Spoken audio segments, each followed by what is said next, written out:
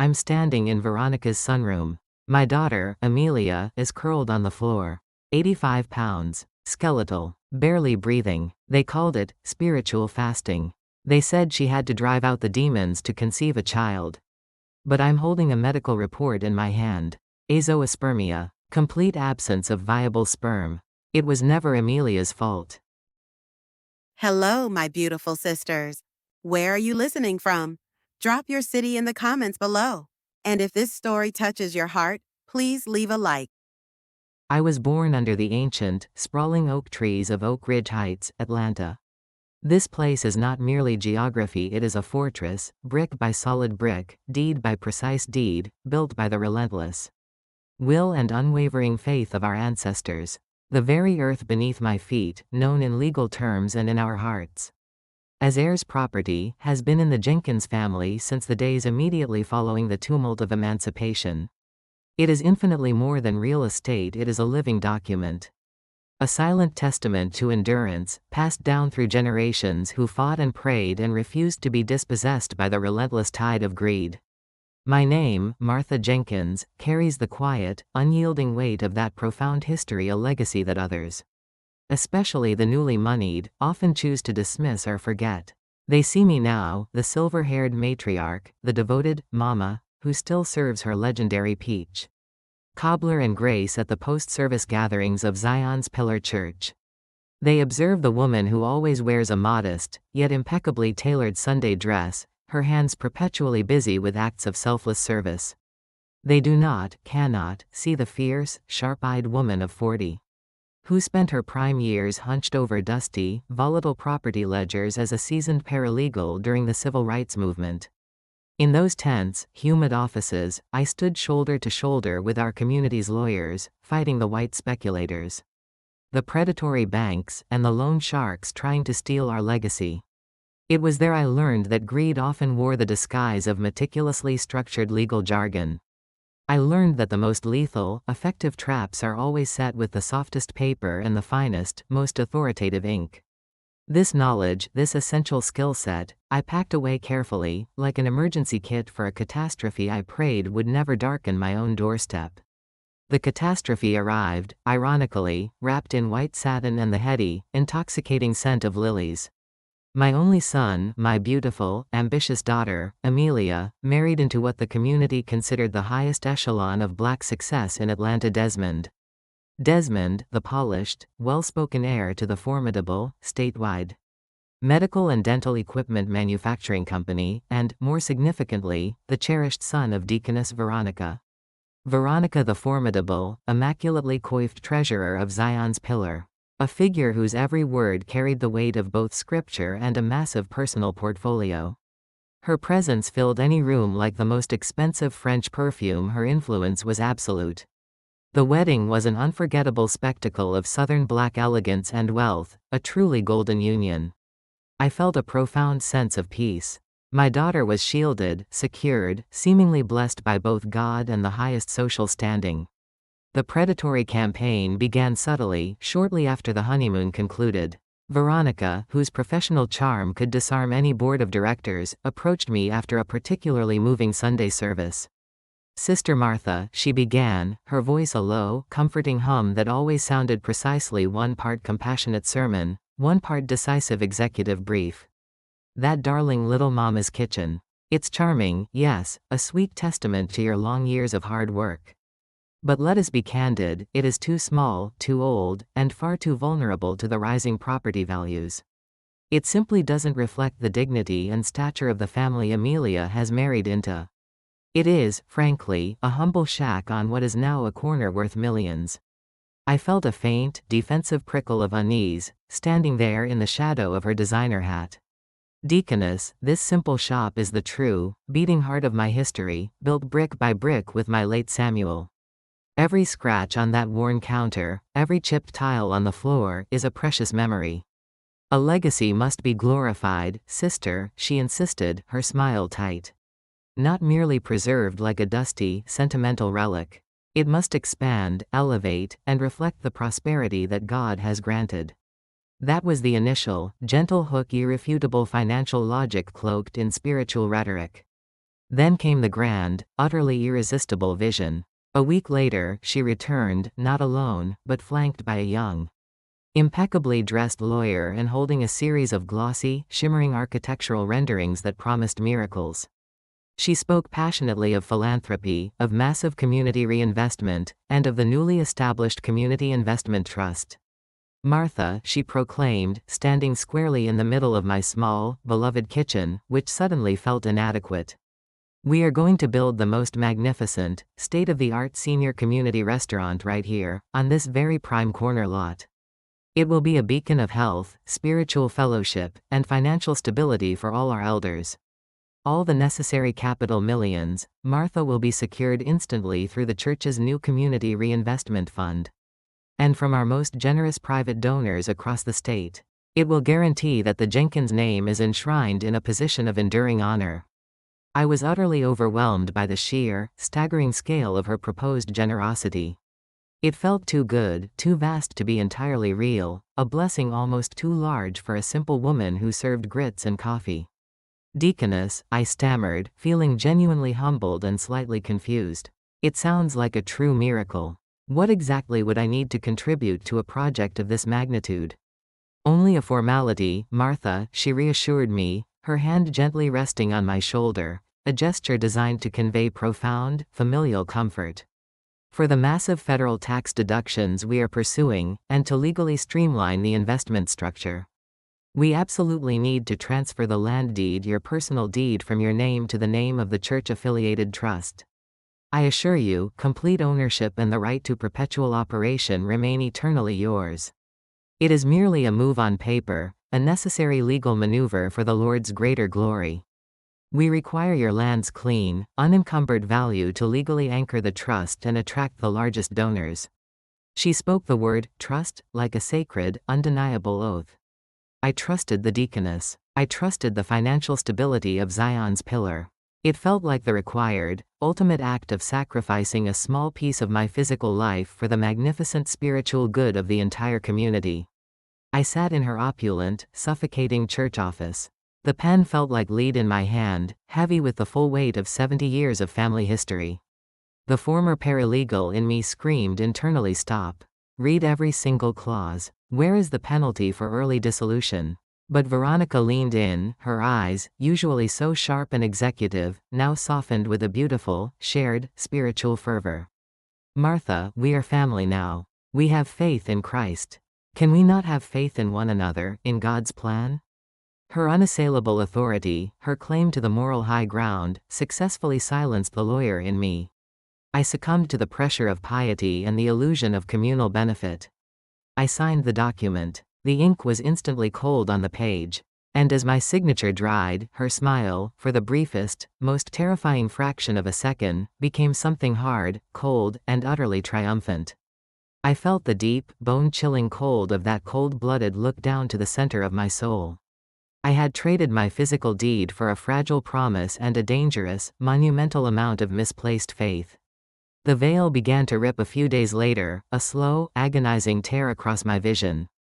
Sister May, a longtime member of the usher board, pulled me aside in the church foyer, her gaze darting nervously around the ornate room, terrified of being overheard. Mama Jenkins, she whispered, her voice tight with genuine fear, I must tell you this. Amelia is looking terrifyingly sickly.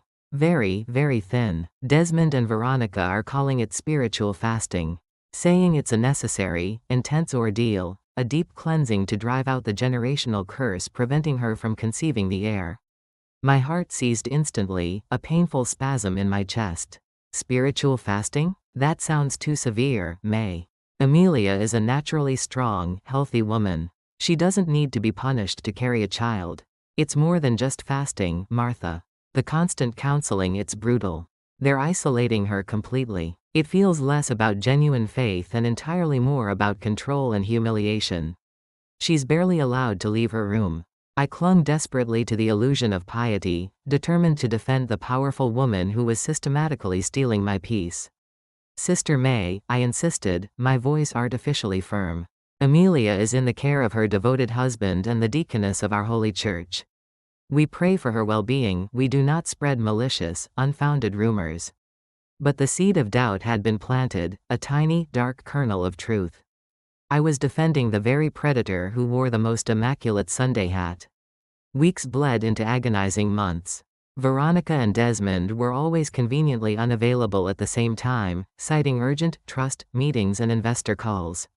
Amelia missed Thanksgiving, then Christmas, excused by Desmond's increasingly rehearsed and theatrical tales of intensive meditation retreats and vows of silence. When she did manage to call, her voice was a thin, dry thread, a mere whisper, utterly stripped of her usual robust, vibrant spirit. "Mama, I'm fine. I'm just so tired. Desmond says the cleanse is finally working. The bad spirit is almost quiet now." "Quiet? What demonic voices, Amelia? Your spirit should be singing, loud and full of joy." "Mama," she pleaded, the exhaustion apparent in every strained syllable. "Please don't question it. Veronica says if I dare to stop, the demonic influence will immediately return and bring financial ruin to the family. And ruin your legacy, the land we gave them." That phrase, ruin your legacy, was the precise, calculated breaking point. The financial threat and the spiritual torture were perfectly, expertly synchronized. Veronica had maliciously linked my land's financial vulnerability to Amelia's physical and spiritual abuse. It was a flawless, terrifyingly sophisticated knot of manipulation. The paralegal brain, dormant for 40 years, finally activated, violently shoving the compliant matriarch aside. I knew, with a certainty colder than fear, that the spiritual fasting was a calculated, insidious tool of elder financial abuse. They needed Amelia isolated, physically broken, and psychologically compliant so I couldn't seek her help or advice on the dubious land deal. And so they could maintain absolute narrative control over their congregation. I drove past their massive, beautiful Oak Ridge Heights home late one evening. The house stood silent, its elaborate facade a chilling monument to greed. My daughter was inside, a prisoner of false faith. I called the next day, demanding to speak to her. Desmond answered, his tone sickeningly smooth, almost pitying. "Martha, Mama Jenkins, I cannot disturb Amelia. She is in deep, vital prayer. This is a life-changing vow to God. I need to speak to my daughter, Desmond. Now." My voice was a low, dangerous rumble, demanding compliance. He sighed, the sound meticulously crafted to convey spiritual exhaustion from carrying the weight of the Lord. "She cannot break the fast, Mama. Not even for a phone call. It is a sacred, unbreakable vow. Breaking it would bring profound misfortune upon the entire family. It is absolutely essential for the successful future of the community trust and all our combined assets." He had confirmed it, his lies exposing their full, ugly scope. My land, my daughter, both were being held hostage by the same towering edifice of deception. I put the phone down, not with a frustrated slam, but with a deliberate, slow, surgical precision. The silence that followed was not empty, it was filled instead with the cold, hard, righteous certainty of a mother preparing for absolute war. They thought I was an old woman who had yielded her power easily. They were about to learn that fire tempers steel. The veil of false faith was ripped away forever. Justice would not wait for another Sunday service. My meticulous vengeance, rooted in fact and the law, had just received its final, terrifying mobilization order. The silence that followed Desmond's final, calculated lie, the one about the ancient family curse and the financial ruin that would strike the community trust, was not a vacuum. It was the sound of a key turning in a lock, sealing my daughter and my sacred heir's property in a shared, suffocating prison built of false piety and cold finance. The gentle matriarch of Zion's pillar, who had been manipulated by her own generous heart, dissolved completely. Martha Jenkins, the seasoned veteran paralegal who understood the lethal precision of a legal trap. The woman who learned how to fight without a gun but with a pen, finally, fully resurfaced. My fear was superseded by a glacial, surgical rage. I began my relentless, methodical audit, starting immediately after securing my own home against unexpected intrusion. I retrieved the documents Veronica had so meticulously, so condescendingly, delivered to me, the highly technical and heavily redacted Community Investment Trust bylaws and the official tax compliance declarations. Veronica, assuming my age, my grief, and my inherent piety would preclude any genuine, detailed scrutiny, had delivered these files in an opulent, polished leather portfolio, treating them more like ceremonial props than critical evidence. But to me, they were now the most vital forensic material in the world. I spread them out across my old mahogany dining room table. The very table where I had once helped my late Samuel study for his demanding plumbing license and where Amelia had proudly signed her college acceptance papers. The scale of the financial crime was different from the simple property scams of the 60s. But the guiding principle remained brutally, universally the same: when something smells truly rotten, you must absolutely, mercilessly follow the trail of money. The trust bylaws were a flawless, meticulous masterpiece of financial deception. A sophisticated spider's web woven by a corporate lawyer who should have known better. On the surface, the bylaws promised profound reinvestment into the struggling Oak Ridge Heights community, explicitly funding the new senior restaurant. In reality, they contained meticulously placed, yawning loopholes large enough to drive Veronica's entire embezzled operation straight through. Specifically, the contingency allocation clause brazenly allowed the chief financial officer, Veronica, of course, to divert an astonishing 40% of the trust's annual revenue for vaguely defined emergency legal defense and asset stabilization. This was not a standard clause, this was a pre-built, sophisticated legal shield meticulously designed to protect an organized fraudster, not the community she claimed to serve. My deepest, most agonizing suspicion, however, centered entirely on the transfer of my heir's property. Why was my land, clean, debt-free, and historically significant, so absolutely essential to the success of their scheme? It was the keystone. I turned my fierce attention to the church's financial statements. For 5 long, patient years, I had quietly made pristine copies of the Community Outreach Fund summaries. A rigorous, practical habit my late Samuel had fiercely instilled in me: trust deeply in the Lord, Martha, but always, always verify the count of the offering plate. I found the true, monstrous purpose of the deception, the crime Veronica was desperately trying to conceal beneath the veneer of spiritual health. Over the past 3 years, the church's massive, new building fund, which Veronica directly oversaw, showed increasingly large, utterly inexplicable disbursements, labeled as consultant fees and unsecured interfund loans. These massive payments were conveniently routed to a series of opaque, newly incorporated shell companies that, upon a quick but thorough cross-reference with public business records I accessed through my old paralegal connections, were immediately, directly linked to Desmond's catastrophically struggling dental equipment supply business. Veronica wasn't simply managing the church's money with a naive hand. She was systematically and criminally using the hallowed funds of Zion's Pillar as a private, non-collateralized bailout fund for her son's commercial failures. The total amount siphoned off was numerically staggering hundreds of thousands of dollars. Embezzlement, clear and cold, was the primary, underlying crime.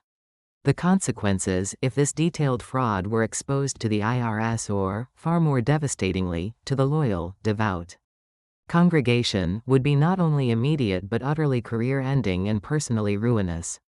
She needed my heir's property, my clean, historically significant, prime Atlanta land, as the final, largest, and immensely valuable asset to prop up the failing, fraudulent trust. It served 2 functions. It instantly legitimized the entire deceptive structure to potential federal investigators. And it provided a massive, tangible collateral base that could theoretically cover the future exposure of her embezzlement. My land wasn't intended as a community project, it was a desperate distraction, a non-liquid financial guarantee against her own imminent, personal ruin. My hard-won faith was her temporary insurance policy. The realization was a punch to the gut, colder and harder than the fear of mere poverty.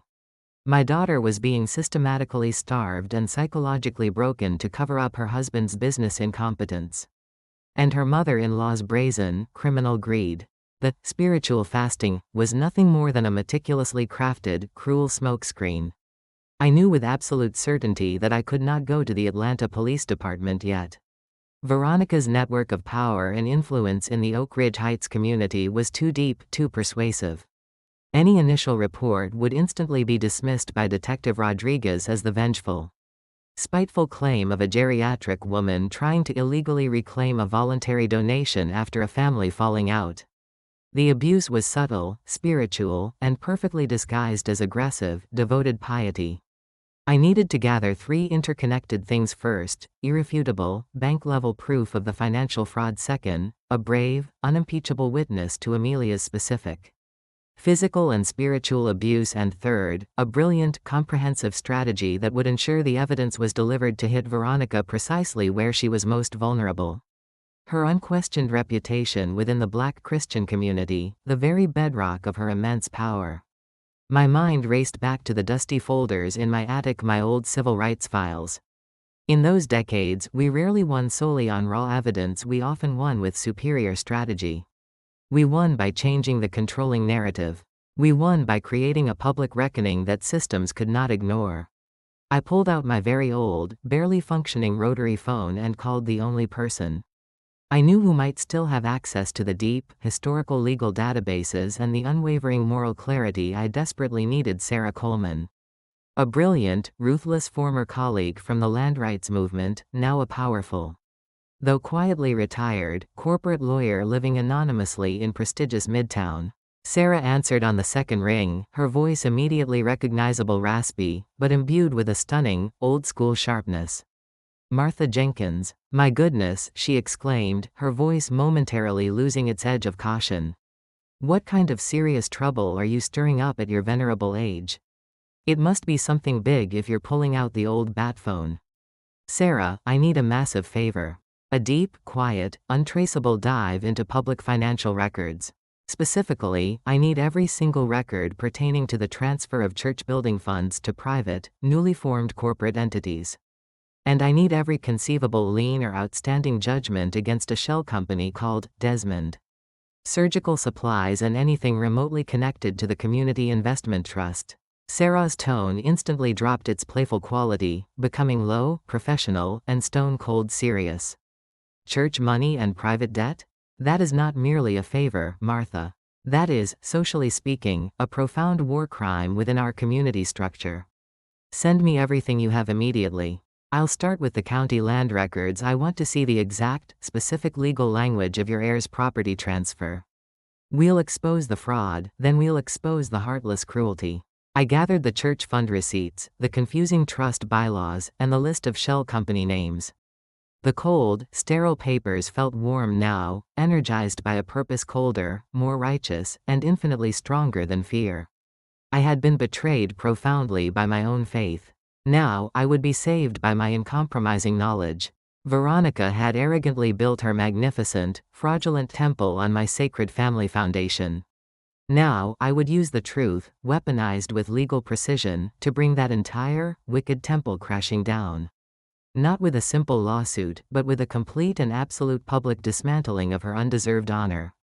The revelation of the multifaceted fraud, the meticulously orchestrated embezzlement, the calculated use of my ancestral heir's property as fragile collateral, and the sinister nexus connecting financial crime to spiritual coercion ignited a singular, blinding, and absolute purpose in my soul: Amelia. My daughter was the vulnerable, living heart of their wicked, meticulously designed operation, and I knew, with the cold certainty of a seasoned legal fighter, that she was in imminent, profound danger. Veronica and Desmond would undoubtedly, swiftly escalate their abuse to maintain their absolute control, and silence the only potential eyewitness to their domestic tyranny. There was zero time remaining for filing preliminary police reports or languidly setting motion dates. Such actions would only serve to prematurely alert Veronica, allowing her to destroy crucial evidence and further conceal Amelia. My mission was stripped down to its most primitive, most vital essence. I had to extract my child, immediately, decisively, and irrevocably. I drove my old, steadfast sedan, a dignified, practical vessel that had carried me reliably through 2 decades, straight through the labyrinthine, polished, and meticulously manicured streets of Oak Ridge Heights. The homes here were imposing, arrogant monuments to American Black success, designed to signal prosperity and permanence, but now, beneath the relentless pressure of my anxiety, they looked like elaborate, deceptive tombs built to bury uncomfortable truths. I intentionally stopped my vehicle 2 houses down from Veronica's mansion. Its oppressive, expensive facade shielded from prying eyes by towering, ancient hedges and a formidable, decorative iron gate. I abandoned the discretion of my vehicle and walked with a swift, determined stride. I bypassed the ornate gate entirely, marching purposefully up the pristine flagstone path toward the mahogany front door. I didn't bother to knock. I intended, fully and completely, to kick down the door, using the full, overwhelming protective force of a mother who has already lost her husband. Her legacy, and who has absolutely nothing left in the world to fear. But just as my fist, clenched and ready to strike the polished wood, raised high, the kitchen service door, which I knew from countless visits, was usually bolted and secured, quietly, almost miraculously, cracked open. It was Mrs. Evans, the live-in housekeeper, a kind-faced, reliable woman who always brought me fresh baked yeast rolls and quiet, shared wisdom at our church potlucks. Her kind face was a shocking, immediate canvas of raw terror juxtaposed with immense, desperate relief. "Mrs. Jenkins," she gasped, her voice barely a frightened squeak. "You simply cannot be here. If the deaconess were to see you now, unannounced." I didn't wait for her to finish the familiar, polite warning. I grabbed her arm firmly, my grip tight and demanding. "Where is Amelia? Tell me the truth, Mrs. Evans. What, exactly, have they done to my child in this house?" Mrs. Evans frantically pulled me inside the air-conditioned entryway, her entire body trembling uncontrollably. She quickly sealed the heavy service door behind me, securing the latch. She was crying, but her tears were silent, hot, and flowed freely down her cheeks. She managed to stammer out the vital information there at the annual financial summit downtown. "The whole day. You have, at best, maybe an hour. You must take her and run. Now or never." "Mrs. Evans," I insisted, my voice low and steady, attempting to anchor her fear. "Tell me the absolute, unvarnished truth. Is Amelia being systematically hurt?" Mrs. Evans gripped my hands with unexpected strength, her eyes locked onto mine. She whispered, her voice raw with suppressed, righteous outrage. "She is starving, Mrs. Jenkins. Truly starving. She is so profoundly weak now she cannot physically stand or walk. They keep her locked in that sunroom, calling it her sanctuary of penance, and her vessel preparation chamber.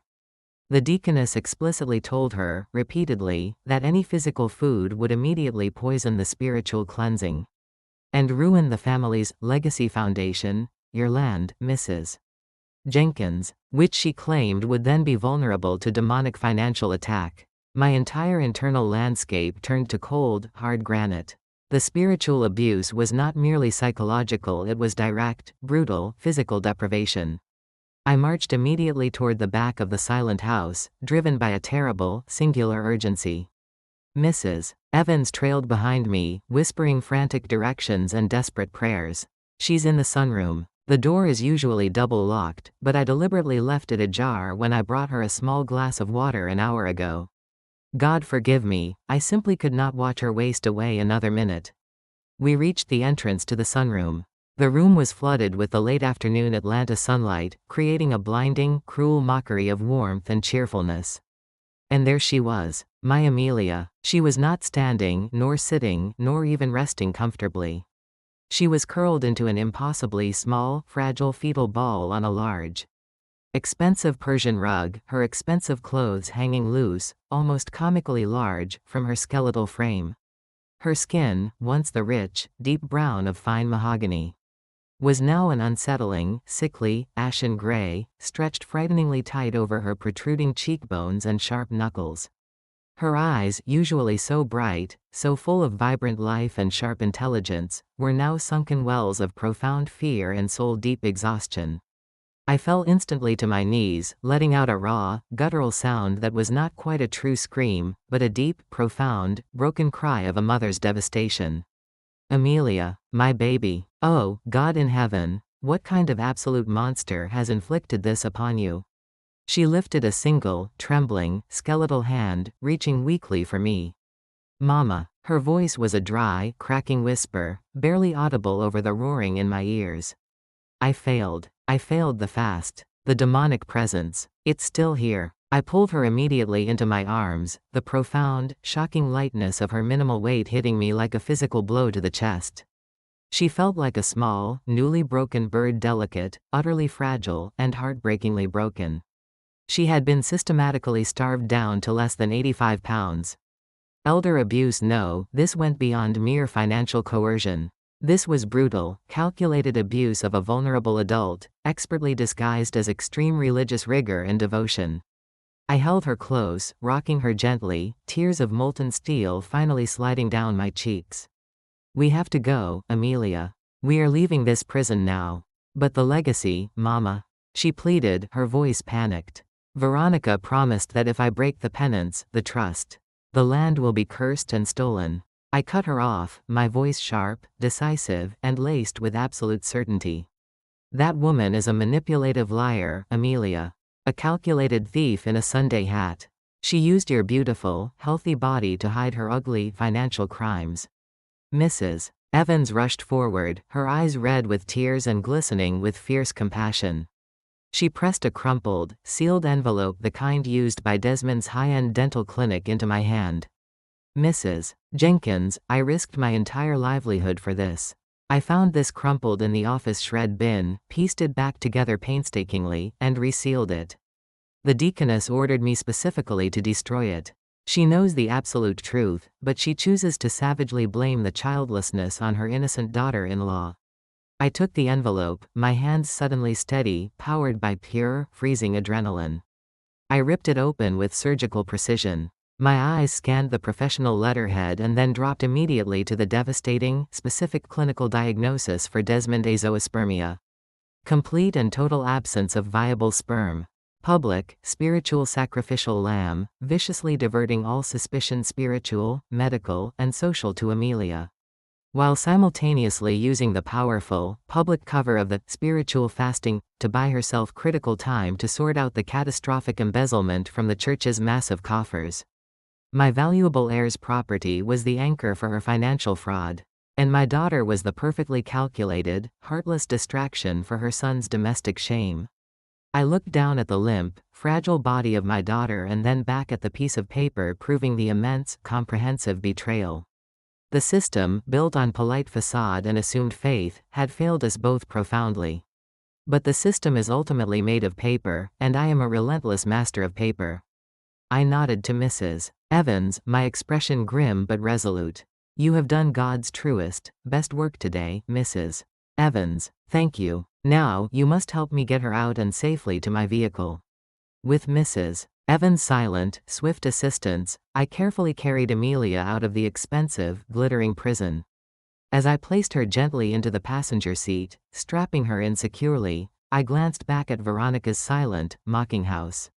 The gold accents seemed to glint with arrogant contempt.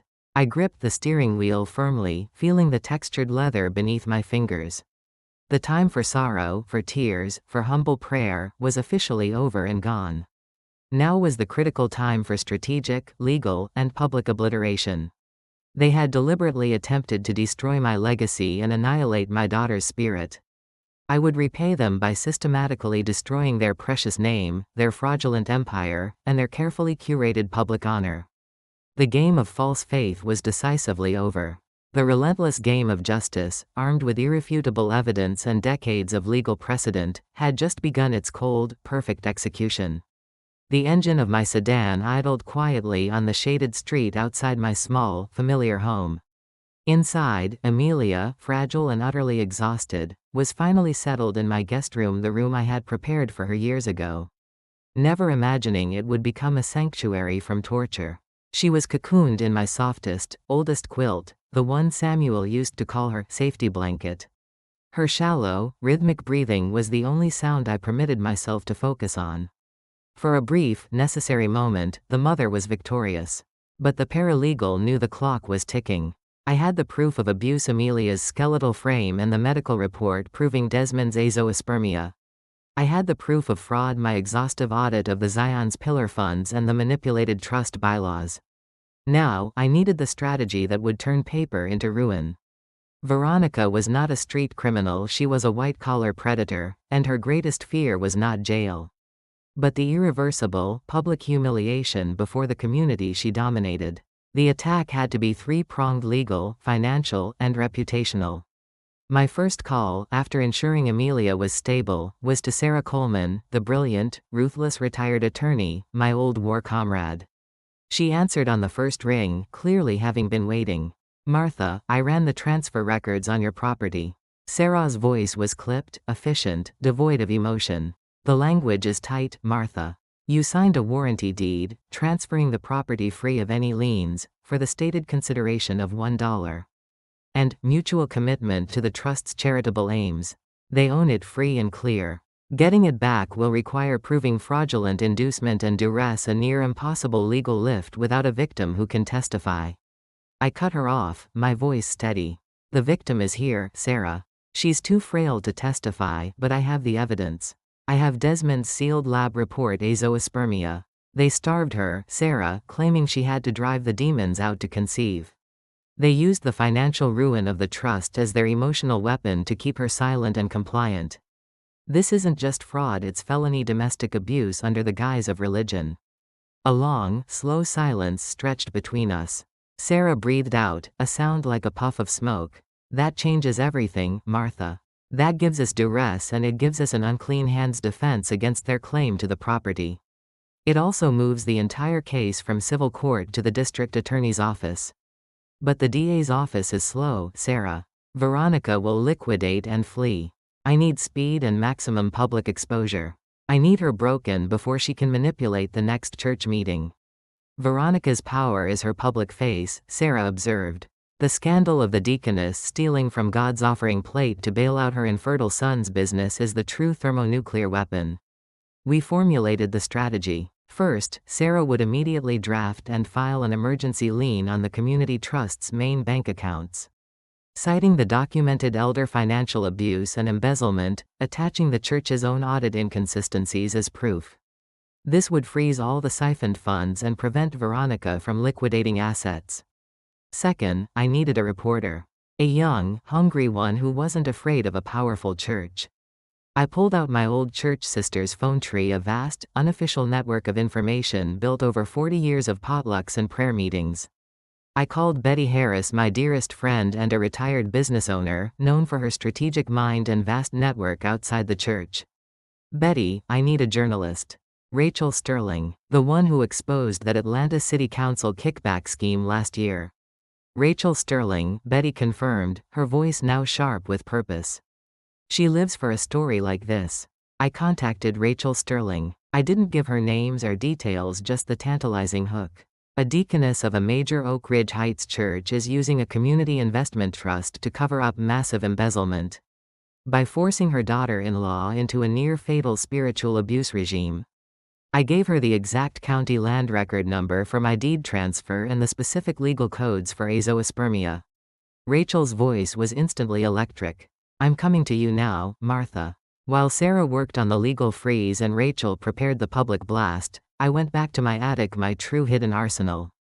The old steel trunk contained more than just my paralegal files. Tucked beneath the property deeds was a small, dusty dictation tape recorder, the kind we used for documenting witness testimonies years ago. I brought the recorder down. I sat next to Amelia's sleeping form, carefully turning the machine on. I didn't need her to testify yet. I only needed her story, documented and time-stamped, as a fail-safe against Veronica's inevitable counterattack. "Amelia," my voice was low, soothing, yet firm. "I need you to just listen to your mama. I am going to record the truth of what happened in that house, so no one can ever deny it. You don't have to speak. Just rest and listen." I pressed the record button. The small red light glowed steadily, a beacon of truth in the dim room. I began to speak, detailing everything: the false promise of the trust, the transfer of the heir's property, Desmond's medical condition, the forced starvation, Veronica's threats of financial ruin, and the explicit use of the church name to coerce and control. I spoke for nearly an hour, outlining the entire plot with the precision of a prosecutor. I finished, pressing stop. The small tape held the entire truth, a whisper that could shatter a powerful empire. The pieces were in place. The legal attack was launched by Sarah. The public narrative was secured by Rachel. The witness testimony was preserved by the tape. I looked out my window toward the glittering, deceptive lights of Oak Ridge Heights. They thought they had extinguished me. They forgot that fire is contained in the smallest, most determined of flames. The golden rule was broken, but I was about to enact the law of the harvest. The emergency lien, filed by Sarah Coleman's firm precisely at 9:01 a.m. on Friday morning, was not a tap on the shoulder, it was a devastating, financial decapitation. The meticulously crafted legal document, citing elder financial abuse, conversion of funds, and fraudulent inducement of property transfer, landed directly on the desks of the Community Investment Trust's primary bank, freezing every single available dollar and, more critically, flagging Veronica's personal accounts connected to the trust as being under judicial review. Veronica received the alert not via the court but through an immediate, panicked phone call from her private banker, precisely as she was preparing for a philanthropic lunch with a city councilman. The game had not just changed, it had exploded. Veronica's immediate reaction, Martha later deduced, would have been pure, executive-level fury and denial. A lien meant exposure, and exposure meant the destruction of the immaculate reputation that was her true currency. She would have spent Friday afternoon and all of Saturday frantically calling her private attorneys, who would have confirmed the horrifying truth: the lien was legitimate, backed by enough prima facie evidence, the inconsistencies Martha had meticulously documented from the church audit, to prevent an immediate unfreeze. For the first time in years, Deaconess Veronica had lost absolute control of her own finances, and the entire church structure was about to feel the tremor. The stage for the inevitable public reckoning was set for Sunday service at Zion's Pillar Church. Martha knew Veronica would never miss this service. To absent herself would be an admission of guilt, a tacit surrender of her spiritual authority. Veronica would arrive, dressed in her most expensive, intimidating attire, projecting a facade of defiant piety. She would dare the community to question her. Martha stayed home, tending to Amelia, who was slowly, miraculously, taking tiny spoonfuls of broth. But Martha was not absent. Her presence was orchestrated through a carefully timed instrument, the truth. At 7:00 a.m. Sunday morning, just as the first church deacons were unlocking the doors, Rachel Sterling's meticulously researched, brutally factual exposé dropped online. The headline was a masterpiece of controlled aggression, running on the front page of the Atlanta Ledger's digital edition: Holy Mammon church treasurer accused of embezzlement, spiritual abuse, and targeting elderly black landowners via phony community trust. The article was a surgical strike. It detailed the creation of the Community Investment Trust, the suspicious transfer of a long-held heir's property deed from Martha Jenkins, a respected church matron. It laid out the damning evidence of Desmond's failing business and the explicit, documented flow of church-building funds into his shell companies. The final, horrifying paragraphs recounted the abuse of Amelia, the spiritual fasting, to drive out demons, which the article juxtaposed chillingly against the confidential, but now cited, medical records proving the true source of infertility was Desmond's azoospermia. Rachel had carefully avoided directly quoting the tape Martha had made, but the facts were undeniable. By the time the 11:00 a.m. service was set to begin, the article had spread through the phones of the church community like wildfire. The church sisters, the very backbone of the congregation, who spoke more truth in the kitchen than the pastor did from the pulpit, were already exchanging horrified, scandalized glances in the pews. Their murmurs created a palpable, electric hum of disbelief and judgment that filled the usually sacred space. Veronica swept in precisely at 10:55 a.m., flanked by Desmond, whose face was a sickly mask of fear barely concealed by a forced smile. Veronica was wearing a burgundy suit that signaled power and control. She walked directly to her accustomed pew in the front row, holding her head high, her back rigid.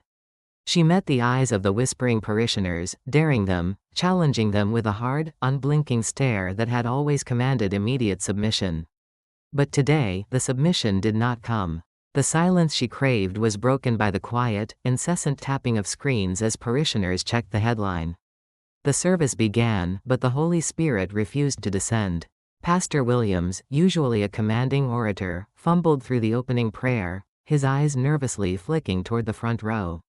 He knew The entire church leadership knew the severity of the financial allegations now.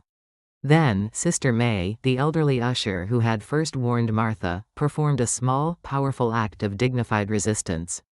As she passed the front row for the offering, she simply avoided Veronica's gaze. Placing the offering plate directly into the hands of Desmond, bypassing Veronica entirely. It was a subtle, nonverbal stripping of authority witnessed by hundreds. The climax arrived during the segment usually reserved for announcements and community uplift. Pastor Williams stepped to the podium, his face heavy with dread. He cleared his throat, his voice weak. "Beloved congregation, I must address the grievous, disturbing rumors and reports concerning our most cherished community assets and certain members of our esteemed leadership." He avoided naming Veronica, but he didn't have to. The air was thick with the name. The pastor, forced to act by the threat of an IRS investigation and a public scandal, announced that Deaconess Veronica had voluntarily, though the lie was apparent to all, agreed to a temporary leave of absence from all financial duties, effective immediately. He announced an independent, external audit of the Community Investment Trust and the Building Fund. Veronica remained fixed in her seat, her burgundy shoulders trembling slightly, but her face still a mask of stone. She had lost the financial war, now she was losing the reputational battle.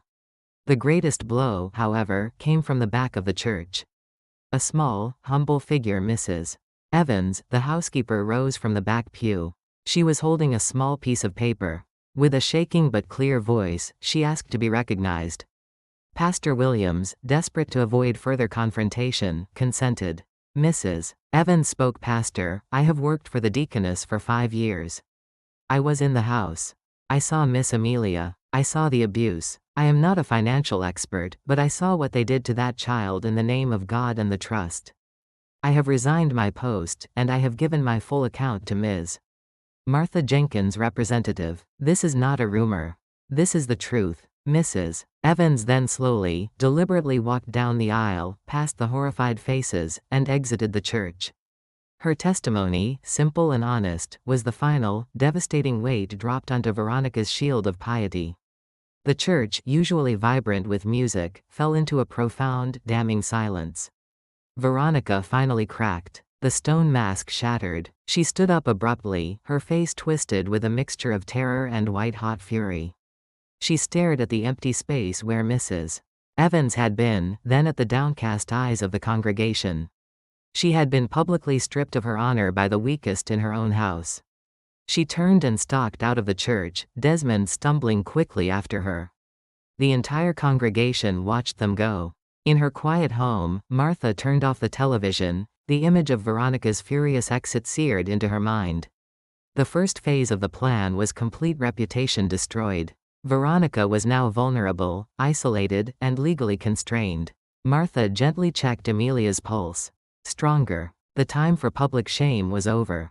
Now, the battle moved to the quiet, deadly arena of the legal system, where the taped evidence and the financial audit would bring the absolute truth to bear. Justice was coming, one impeccably documented legal filing at a time.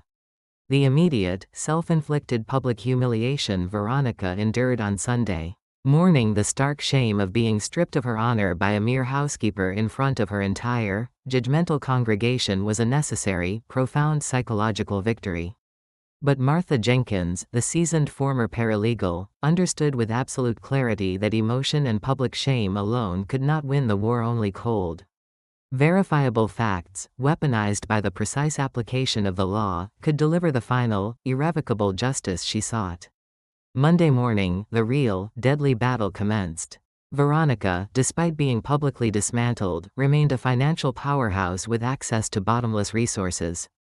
Her response to the emergency lien was blindingly swift, brutally expensive, and utterly predictable. By precisely 1000 a.m., a sleek, aggressively worded motion to immediately dissolve the emergency lien was filed in the Fulton County Superior Court. The document was generated not by a local attorney, but by a high-end, prestigious midtown white shoe law firm. A prestigious team of sharp-toothed corporate attorneys who specialized exclusively in protecting the financial reputations of Atlanta's most powerful, elite citizens. Their motion painted a compelling, albeit entirely fictional, narrative. The emergency lien was a malicious, unfounded, and wholly unwarranted action driven by a bitter familial vendetta, a spiteful, geriatric attempt by Martha Jenkins to illegally reclaim a voluntary, irrevocable charitable donation after her daughter's marriage inevitably failed. They dismissed Rachel Sterling's media reports as nothing more than sensationalist gossip and demanded immediate, substantial punitive damages against Martha for intentional interference with contractual relations and malicious slander of title. They dared Martha to fight them on their expensive, complicated turf.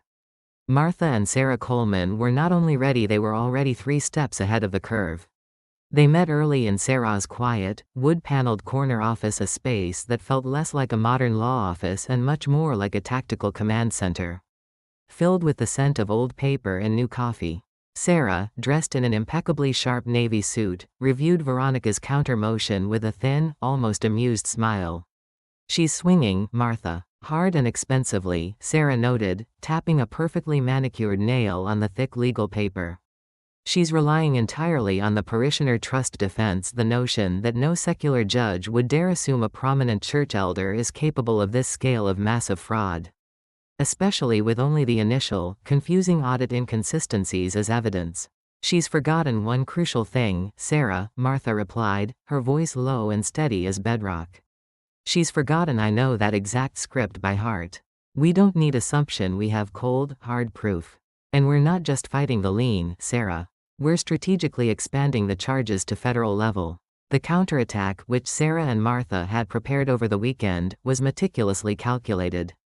Sarah filed the formal response to motion to dissolve lien not as a desperate defensive measure, but as a devastating, offensive legal brief, a 100-page document that instantly transformed the minor civil dispute over property into a formal, documented criminal conspiracy charge. Attached to the filing was a terrifying, undeniable mountain of newly synthesized evidence. First, the full, transcribed, and legally notarized statement of Mrs. Evans, the former housekeeper, detailing Amelia's near-fatal starvation, the explicit use of the community trust's financial stability as the tool of coercion and threat, and Veronica's explicit admission that she ordered the destruction of critical documents. This testimony brutally demolished Veronica's defense of a mere familial dispute. Second, the devastating tape transcription. Sarah successfully argued that while Amelia's profound physical frailty currently prevented her from testifying in court, the meticulously recorded testimony from Martha detailing Veronica's explicit verbal threats and the full chronology of the fraudulent inducement was admissible evidence demonstrating the malicious state of mind of the fraudulent inducer Veronica. This was crucial for establishing the criminal intent necessary to prove fraudulent inducement on the land transfer. Third, and most lethal of all, Sarah had coordinated quietly with an old, powerful friend at the IRS Criminal Investigation Division, Jennifer Reynolds, the senior government official from the original plan, who had carefully reviewed the initial audit materials and Rachel Sterling's public article. Jennifer's highly specialized office provided a preliminary, confidential affidavit of inquiry, stating explicitly that the sheer volume of funds, hundreds of thousands of dollars being routed through nonprofit shell corporations, strongly suggested federal tax fraud and potential wire fraud using interstate financial transfers for criminal gain. The scale of Veronica's underlying financial crime had officially and irrevocably outgrown the jurisdiction of the county courthouse. The very moment that federal affidavit hits the docket, the state judge backs off immediately, Sarah explained, leaning back with a sigh of grim satisfaction. They do not want the massive federal headache. We are no longer asking the state to rule on the validity of the lien, Martha. We are now asking them to officially defer to the feds, to the criminal division. The comprehensive response was dropped onto the court docket precisely at 4:30 p.m., just as the court clerk's office was closing. The effect on Veronica's legal team was instantaneous and catastrophic. Her high-priced attorneys, expecting a routine, procedural spat over a community center deed, were instead confronted with the terrifying specter of federal RICO charges, tax evasion, and felony abuse of a vulnerable adult. The atmosphere of their pristine, prestigious Midtown office turned instantly toxic and defensive. That very evening, the first desperate sign of capitulation came. Desmond, pathetic, terrified, and visibly unwashed, appeared unexpectedly on Martha's doorstep. He was pale, shaking violently, and no longer wore the polished mask of spiritual piety or financial confidence. "Mama Jenkins, please," he begged, immediately falling to his knees on her porch, his suit rumpled.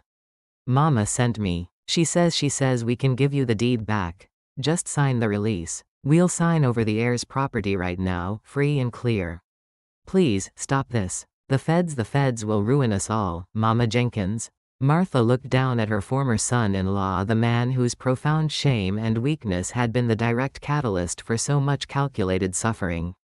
His entire life was built on an edifice of comfortable, carefully constructed lies, and now, that edifice was crumbling around him.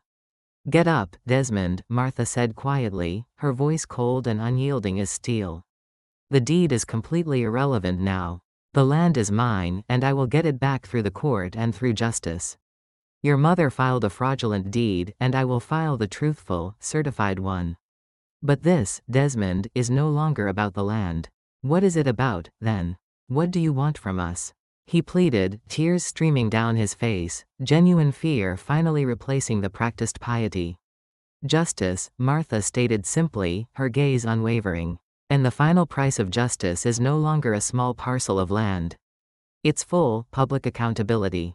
She reached inside her pocket and handed him a single, small piece of paper, a legally drafted, non-negotiable settlement offer, which Sarah had meticulously prepared for this exact, inevitable moment. It was not a demand for massive financial compensation. It was a clear, devastating demand for the complete, public truth. The terms were simple, absolute, and non-negotiable. Veronica must immediately and publicly sign a confession of judgment, admitting fully and completely to the fraudulent inducement of the property transfer, the embezzlement of church funds, and the systematic abuse of Amelia. Furthermore, she must publicly resign from all church positions in perpetuity and release a full, detailed statement to the Atlanta Ledger, admitting her crimes and offering a formal, unconditional apology to the congregation and, most importantly, to Amelia. Only then would Martha petition the court and the federal government to focus only on the financial restitution, thereby potentially preventing the most severe, long-term federal charges. Desmond looked down at the document, his face draining completely of color. "She'll never sign this, Mama Jenkins. This confession destroys her name forever. This is worse than going to jail." "Then she will most certainly go to jail, Desmond," Martha said, gently but firmly closing the door on him. "The price of saving your family name from federal ruin is the full, public confession of the precise crimes you both committed. Your mother chose this path the moment she decided to starve my daughter." The intricate legal trap had been set, sprung, and successfully sealed. Veronica was forced into an impossible, devastating choice: the absolute, irreversible destruction of her reputation, her precious, self-constructed legacy, or the total destruction of her financial and physical freedom by the overwhelming power of the federal government. The golden rule was officially replaced by the cold, impartial law of consequences. Martha watched Desmond flee her porch, knowing the final, inevitable showdown was about to commence. The clock inside the high-powered, prestigious Midtown law office showed 100 p.m. on Tuesday. The deadline for Veronica to accept Martha's non-negotiable settlement, the document demanding full, public confession, was 500 p.m. The air in the conference room was thick with expensive desperation and the stale scent of 3 days without sleep. Deaconess Veronica sat rigid at the head of the polished oak table, her meticulously tailored suit now rumpled, her face a mask of exhausted, furious defeat. Across the table, her 3 corporate attorneys, normally accustomed to dominating negotiations, looked demoralized and outmaneuvered. The chief attorney, Mr. Harrington, the sharpest tooth in the firm, pushed the settlement document across the table toward her.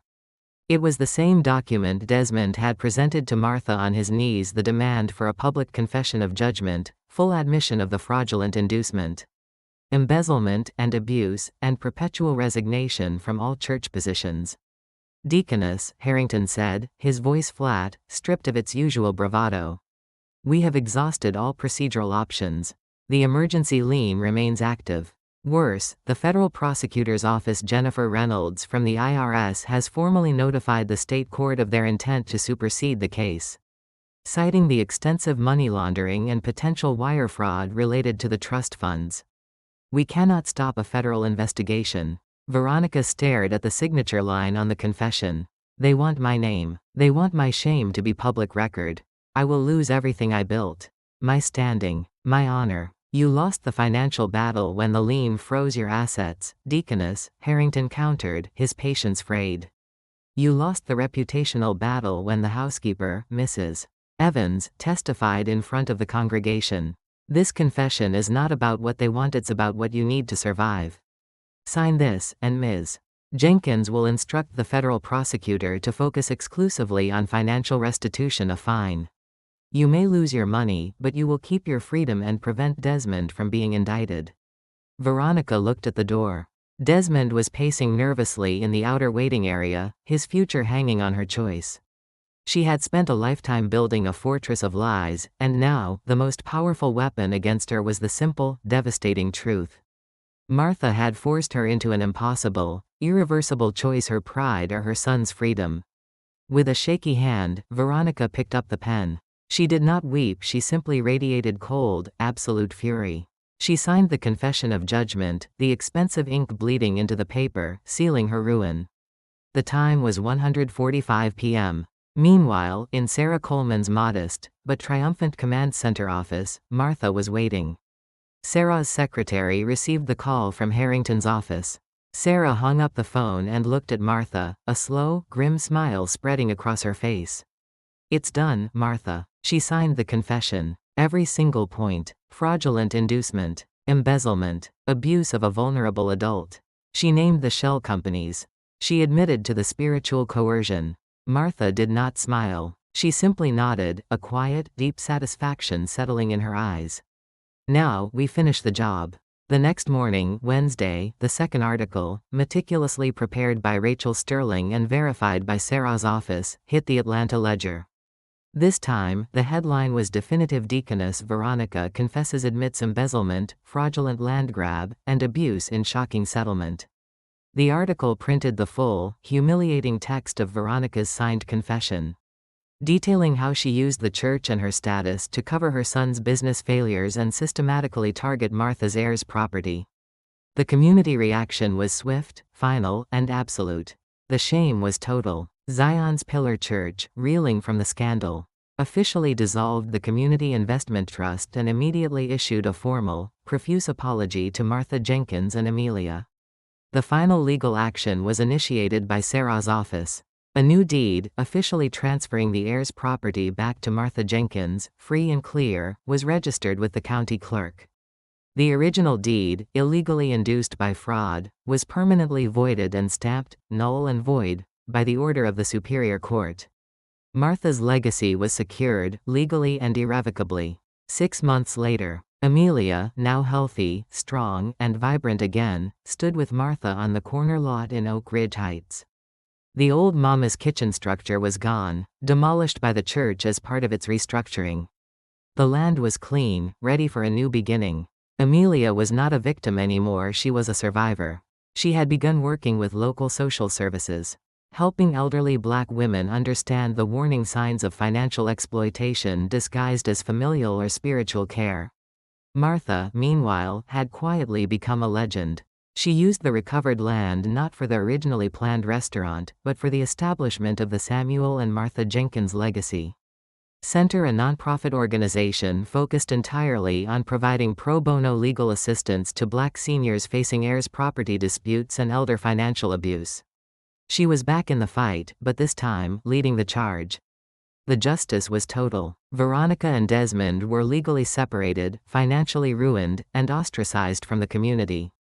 Veronica avoided federal prison, but lost every dollar and every shred of the honor she had weaponized. Her punishment was worse than jail. She was forced to live out her days in absolute, public shame, devoid of the very status she craved. Amelia turned to Martha, holding her mother's hand. "Mama, thank you. You didn't just save my life, you saved our name." Martha looked at the blueprint of the new Legacy Center, her eyes clear and resolute. "I told you, baby. This wasn't about revenge. It was about dignified resistance. They tried to weaponize our faith and our community against us. But they forgot that the only true power we need is the truth, and the absolute power of a mother protecting her child. The sun set over Oak Ridge Heights, casting a golden glow on the recovered land and the strong, proud silhouette of Martha Jenkins. The quiet warrior was victorious. 6 months had passed since the hammer blow of Veronica's public confession and the subsequent, silent restructuring of Zion's Pillar Church. The change was not sudden, but profound, like the slow, necessary healing of a deep wound. The old, toxic varnish of self-serving piety had been stripped away, exposing the true, resilient wood beneath. Amelia was not merely recovered, she was reborn. She had regained the 30 pounds she had tragically lost, but more importantly, she had regained the vibrant, steel-backed spirit that Veronica had attempted to starve out of her. The shame and confusion that Desmond and Veronica had inflicted upon her, the belief that she was cursed, demonically flawed, and responsible for their financial ruin had been replaced by an unshakable clarity. She was strong, healthy, and fiercely purposeful. The heir's property, the corner lot that had been the anchor of the entire wicked scheme, stood clean and ready. The remnants of the former Mama's kitchen, demolished by the church as a necessary act of penance, had been paved over, leaving a perfect, unblemished slate. It was a visual metaphor for Martha's life. The sentimental past was honored, but the fraudulent structure was gone forever. Martha and Amelia stood together on the clean pavement, reviewing architectural blueprints. The paper was crisp white against Martha's deep, steady hands. The building they were planning was not the ornate, expensive senior community restaurant that Veronica had promised. It was something far more essential, far more dignified. "We need the entrance here, baby," Martha instructed Amelia, pointing to a spot on the drawing. "Wide, easily accessible. A ramp, not just stairs. We are building this for access, not for arrogance." The new establishment was to be the Samuel and Martha Jenkins Legacy Center. Its purpose, explicitly defined by its founders, was to fight the very forces that had nearly consumed them. It was a nonprofit organization dedicated entirely to providing pro bono legal assistance to Black seniors and widows in Oak Ridge Heights, facing heirs' property disputes and, crucially, elder financial exploitation disguised as familial or spiritual care. Amelia was to be the executive director of community outreach. Her role was not to lecture, but to listen, to recognize the subtle, spiritual red flags that she had tragically missed in her own life. "The first step for every sister who walks through that door," Amelia said, her voice strong, her gaze unwavering as she looked at the site, "will be mandatory consultation with a paralegal. Just like you, Mama." Martha smiled, a quiet, deep satisfaction in her eyes. The paralegal was back in charge. The center's legal component was Sarah Coleman's gift. She had assembled a rotating roster of retired attorneys and law school volunteers, creating a potent legal shield for the vulnerable in the community. Their services were entirely free, their mission statement based on the core philosophy Martha had proven: dignified resistance. The ultimate justice for Veronica was not prison, though she deserved it. She had avoided federal incarceration only by forfeiting every dollar she had ever stolen, paying massive financial restitution to the church and the community, and signing the public confession. She lost her vast wealth. Her son Desmond, now legally separated, was working a low-wage job and living in a distant suburb, and her entire community standing. Her punishment was, in Martha's eyes, far worse than jail. She was forced to live out her remaining days in absolute, public shame, devoid of the very status and respect that was the source of her life's energy. As for the church, Pastor Williams, humbled and nearly destroyed by the scandal, had successfully steered Zion's Pillar back toward core, practical ministry. The Community Outreach Fund was now managed by a rotating board of fiercely independent women, including Sister May and Betty Harris. The gold plate was gone, replaced by transparent accountability. Martha looked at Amelia, who was drawing a small, cheerful sun on the corner of the blueprint. "It's time to dedicate this land, baby. To bless it." They walked to the center of the lot. Martha reached into her pocket, pulling out a small, glass vial. It contained simple, clean Georgia soil from the original plot of the heir's property, soil that her grandfather had kept sacred. She poured the earth onto the new foundation. We dedicate this ground, Martha said, her voice resonant, ringing with the authority of the truth. To Samuel, who taught us to check the offering plate. To Amelia, who endured the fire and emerged as steel. To every sister who believed the lie of the golden rule. From this day forward, this center will be the place where we turn faith into facts, and shame into power. Amelia added, and where we learn that the most powerful form of resistance is simply owning your own truth, your own body, and your own land. They held hands, their silhouettes strong against the Atlanta sun. The old warrior and the new survivor. The long, hard battle for justice, legacy, and dignity was decisively won. The shadow cast by Veronica's greed was finally replaced by the bright, clear light of the new sanctuary.